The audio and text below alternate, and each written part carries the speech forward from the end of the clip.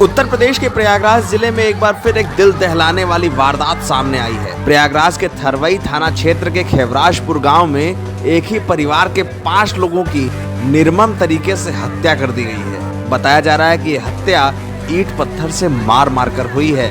मृतकों के शव जलाने के लिए घर में आग भी लगा दी गई थी।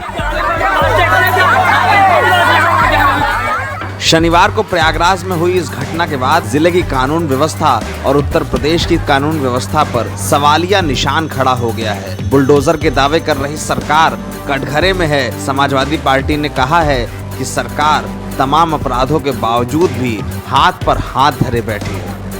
दरअसल प्रयागराज जिले के थरवई थाना क्षेत्र के खेवराजपुर गांव में एक परिवार के 5 लोगों की निर्मम तरीके से हत्या कर दी गई थी। शनिवार को यह मामला उजागर हुआ तो इस मामले में पुलिस की व्यवस्था कटघरे में खड़ी हो गई। प्रयागराज के एडीजी प्रेम प्रकाश ने बताया कि इस वारदात को लूट के इरादे से अंजाम दिया गया हो सकता है। पुलिस इस मामले की जांच कर रही है। पुलिस इस एंगल पे भी काम कर रही है कि मायका और ससुराल पक्ष के अलावा भी कोई थर्ड पर्सन का भी इसमें हाथ हो सकता है इन दोनों को भी कोई जानकारी ना हो, इस तरह की घटना हो गई हो, तो उस पे भी एंगल पे काम करेंगे। लेकिन हमारा पहला कर्तव्य है कि जो इनके परिवारीजन लिख कर दे रहे हैं उस पे भी हम अपनी 2 टीमें लगाएंगे। बाकी हम 5 टीमें अभी गठित करे हैं, जल्दी इसको 7 टीमें हम बना रहे हैं। 7 टीमों को रवाना करके सच्चाई को शाम तक क्लियर कर दें। शनिवार को हुई इस वारदात के बाद पुलिस के आला अधिकारी मौके पर पहुंचे हैं। प्रयागराज के एसएसपी अजय कुमार ने इस घटना के विषय में जानकारी देते हुए बताया कि मृतकों के शवों की पहचान की जा रही है। इस घर में आग लगा दी गई थी जहां पर मृतकों के शव रखे थे। परिजनों को भी समझा दिया गया है, वो काफी हद तक समझ गए हैं। जांच पड़ताल पूरी करके निष्कर्ष निकाल दिया जाएगा।